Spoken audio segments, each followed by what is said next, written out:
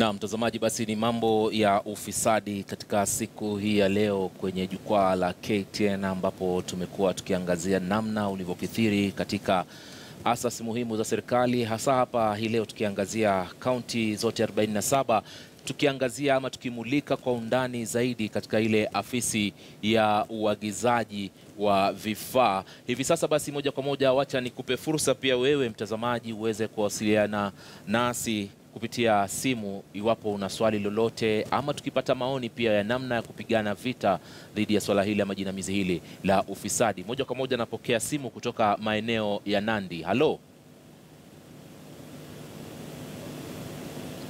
Halo. Nani mwenzetu kutoka sehemu za Nandi kule? Hello. Naam. Huyo ni Kimaru kutoka Nandi. Naam, Kimaru, habari ya jioni? Salama kabisa, labda nyinyi hapo kwa studio. Salama sana. Uko na wazo, uko na maoni yoyote ama swali? Nilikuwa na maoni yote. Naam. Nilikuwa nataka niseme ya kwamba ndio serikali wenyewe ndio wangestahili kwanza watuonyeshe yani mfano mwema kwa raia, kwa maana. Aha. Ndio, endelea. Stahili watupe kwanza wakuwe example ya mzuri kwa sisi raia. Ndio. Kwa sababu wenyewe sasa wakianzia corruption huko juu, sasa wenye wako chini sasa ndio wao watakuwa wote. Vyema, unamaanisha kwamba tuanze sisi wenyewe kama Wakenya katika kuhakikisha kwamba hatutoi mambo ya hongo na vitu kama hivyo? Yani serikali wenye wako juu sasa waanze wakuwe good example, at least sasa tufuatilia hapo sasa wenye wako juu. Na Kenya itaendelea mbele. Aha.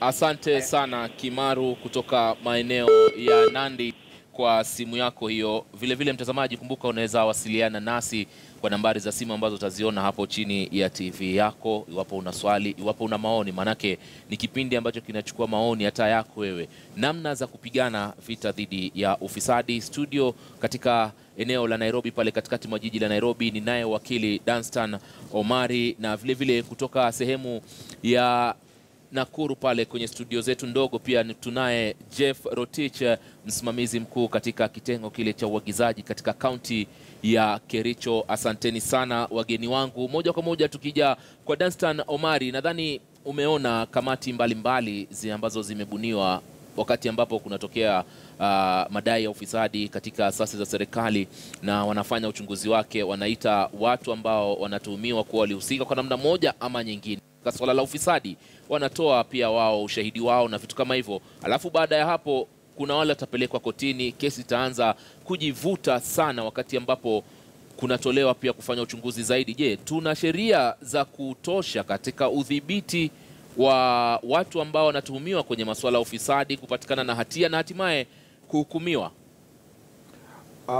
Swala ambalo lilogumu zaidi ni kuweza kushtaki wale ambao wametuhumiwa kwamba wameshiriki katika ufisadi na kupata ile ambayo ni conviction ama kufungwa ama kupigwa fine. Sababu iliyopo kwamba wale wengi ambao wangekuwa ni mashahidi mara wanatishwa, mara washahidi pengine wote hawako tayari, sababu hakuna complainant, aliyepeana na aliyepata wote wametosheka. Kwa hivyo inakuwa kwamba ni sio rahisi sana kumpata mtu ambaye alipeana kuja kutoa ushahidi kwamba alipeana. Inakuwa rahisi wakati ambapo kuna hali ya kutoelewana kati ya yule aliyedai na yule aliyepewa. Kwa hivyo hapo ndio utapata kwamba huenda makoti yakafunga mtu. Jambo la pili ni kwamba kuna njama na hila kati ya wanasiasa. Ukiangalia katika bunge, wale ambao wanaletwa pale sio wote ambao wanaitwa pale. Kwa mfano, wakati ambapo wale ambao ni akina Faruk Kibet, mtu kama Murkomen, wote inasema kwamba hawatakikani kuja pale. Kwa hivyo kuna ile selective invitation ya kwenda pale. Tatu ni kwamba swala muhimu ambalo Wakenya wanahitajika kuangalia ni kwamba mimi na wewe jukumu letu ni lilini. Taifa hili likiwa letu, tunawaachilia wanasiasa wao kuharibu peke yao. Je, sisi tuna jukumu gani la kujaribu kupigania taifa hili letu? Swali la mwisho ambazo alimanzu naulizia ni kwamba Ukiangalia zile taasisi zote ambazo zimewekwa pale, zote lazima yale majina yachukuliwe katika bunge yaweze kuidhinishwa. Je, hapo ndio tulipokosea? Sababu ikiwa kwamba ule mfanyikazi mmoja ambaye anajaribu kupigana na ufisadi, ukiangalia kama PLO Lumumba alipokuwa katika kile kitengo cha kupigania na upigana na ufisadi, wakati alipoanza kuweka mishale yako kuelekea kwenye wanasiasa, ile sheria ambayo ilikuwa imetengeneza ile azazi ilitolewa, na tukapata kwamba PLO Lumumba alipoamka asubuhi hakuwa na ofisi ya kukaa kwa sababu sheria ilikuwa imeondolewa. Kwa hivyo haya maswali ndiyo Wakenya tungeanza kujihakiki, je, tutapeana nafasi zile kazi za taasisi za kupigana na ufisadi zisiende bunge, kwa sababu inakuwa kwamba mtu anapochukuliwa pale lazima asign contract ya kwamba mimi sitawashtaki, mimi sitawakamata, mimi sitawachunguza nyinyi ambao mna nguvu kubwa za kisiasa. Kwa hivyo hilo ni swala ambalo tunataka kuliangalia kwa undani zaidi. Vyema kabisa, wacha tuende katika kaunti ya Nakuru na Jeff Rotich. Swali hapa linaulizwa, wakati ambapo mnapeana zile kandarasi ama zabuni kwa wale ambao wanaostahili, kawaida huwa kuna mpangilio fulani umefuatwa mpaka hatimaye yule wa mwisho anapokea zabuni ile. Lakini mara nyingi, kulingana na hapa kwetu nchini Kenya, mara nyingi huwa ni yule ambaye ameweka fedha za juu sana anaishia kupokea zabuni ile. Kwa nini inatokea mambo kama haya katika kaunti mbalimbali? Manzo sijawahi shuhudia kwamba mwenye anakuwa na ile bei ya juu anapewa kandarasi. Lakini nyingi hivyo ndo, lakini mara nyingi hivyo ndo inapotokea. Ningependa kusema hivi. Ndio, endelea. Sheria imeundwa na iko na vile inakuwa ile inaitwa evaluation. Ukievaluate ile kandarasi, sio lazima uikue yule ako na bei ya chini, lakini yule pia ako na ile inaitwa technical, amepita technical evaluation. Aha. So sio ukweli kusema yule mwenye ako na bei ya juu ndiye amepewa kazi, lakini hiyo ni makosa. Kama mwenye ako na bei ya juu iko na amepewa kandarasi, kwa sababu kuna ile tunaita methods nyingi ya kufanya procurement. Ndio.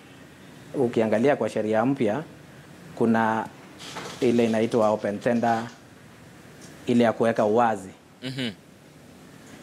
kwa gazeti, alafu wale makandarasi, wale suppliers ama contractors wenye wanataka kufanya hiyo kazi wana leta ile application.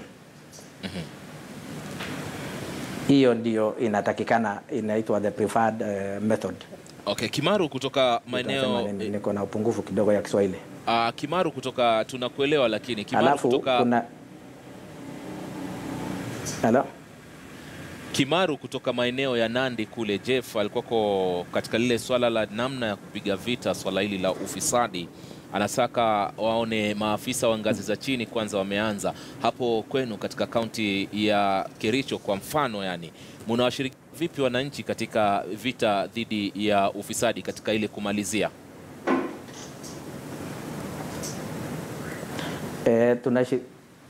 Manzo na kupoteza kidogo, lakini tunashirikiana na wananchi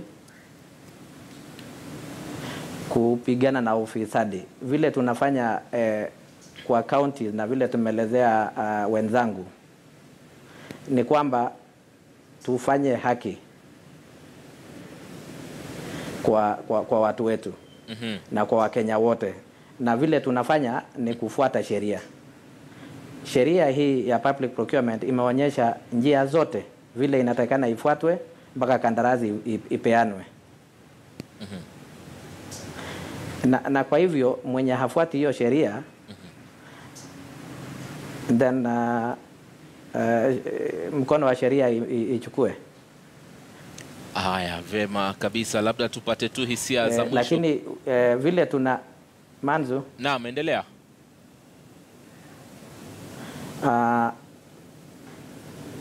Vile tunafanya Kericho ni tunaweka wazi na ningependa kuongea sana kuhusu vile tunapea kazi vijana. Aha. Ile tunaita 30% preference, na vile rais amehimiza kwamba lazima vijana, wamama na walemavu wapewe hiyo kazi. Ndio. Mwaka iliyopita kwa penye nasimamia huko Kericho niliweza kufikisha 41%. Aha. Hiyo ni 10% juu ya ile inatakikana na sheria. Ndio.